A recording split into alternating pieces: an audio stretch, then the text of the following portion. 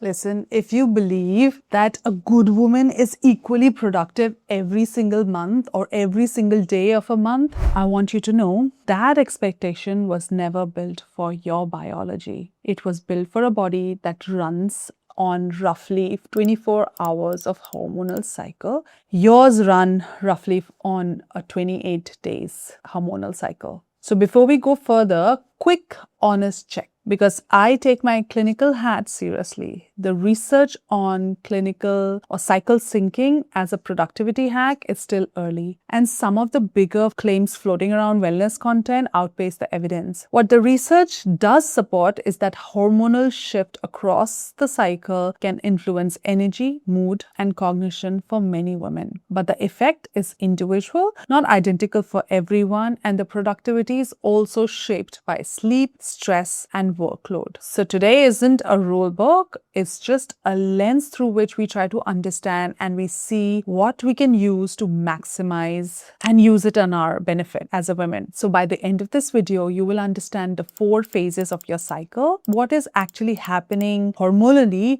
in each one of them, and how to use that awareness loosely, not rigidly, to plan your week with less friction. Honestly, I have tried to do that, and the biggest difference that I notice is that I am not always fighting with my own self. I am not against myself. I have more compassion since I started cycle syncing and I started understanding my cycle. Welcome to my channel. This is a safe place where we talk all about mental health, well-being, and productivity, especially if you're a woman. Let's talk about the phase 1, menstrual. Estrogen, progesterone are both low. This is when many women report wanting to turn inward. They have lower energy, less appetite for socializing, more clarity about what actually matters. Psychologically, this is a good window for reflection, review, decision making about direction, not for launching 10 new things. This is the time when you rest your body, but you can use your brain. Phase 2 is the follicular. Estrogen begins climbing. For a lot of women, this shows up as rising energy, more openness to new ideas, more tolerance for risk. This is often a strong window for starting new projects, brainstorming, initiating conversation you have been avoiding. Phase 3, ovulation. And this is the most sexy phase because this is the phase when you're the most attractive, you're full of confidence. Estrogen peaks, testosterone gets a small peak too. This is commonly reported as the highest confidence, highest verbal fluency window, presentation, negotiation, anything that requires you to be seen and heard tends to land well here. So maximize this part of the month to do everything that needs you to be confident, needs you to be out there interacting more with people. This is that time you should be doing that. Phase 4 is the luteal. Progesterone rises. Then in the final days before your periods, both hormones drop sharply. And this drop is linked to the mood, irritability many women experience premenstrually. So next time when you feel irritation, you know there is a reason and you are not the problem. It's the hormones that are creating all that ruckus in your body. Early luteal is often good for detailed work, editing,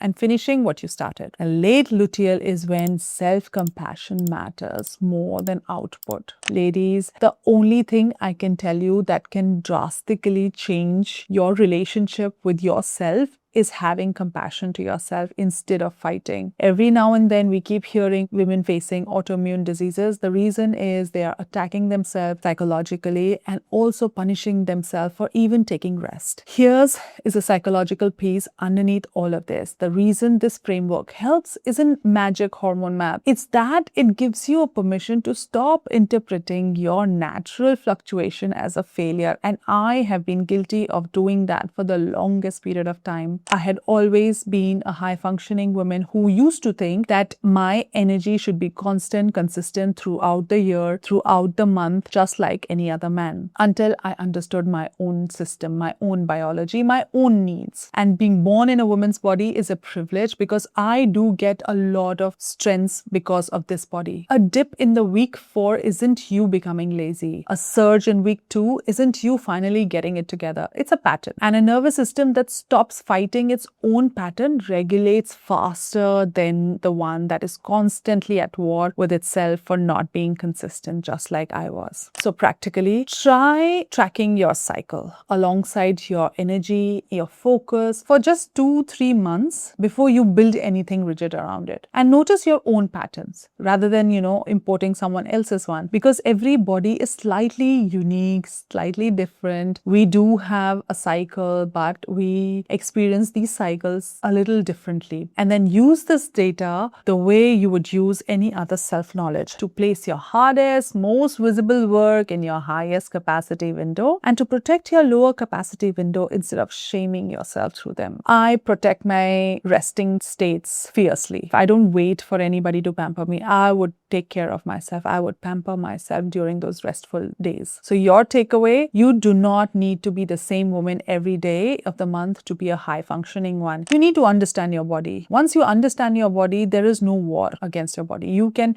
ride with the wave or you can go against it. You need to know which woman shows up when and build around her instead of forcing her to be someone else. If you want the rest of this series, nervous system regulation, boundaries, and the childhood roots of your relationship to reset, subscribe and let me know in the comments which phase are you in today. I will see you next time in my next video. Until then, bye-bye.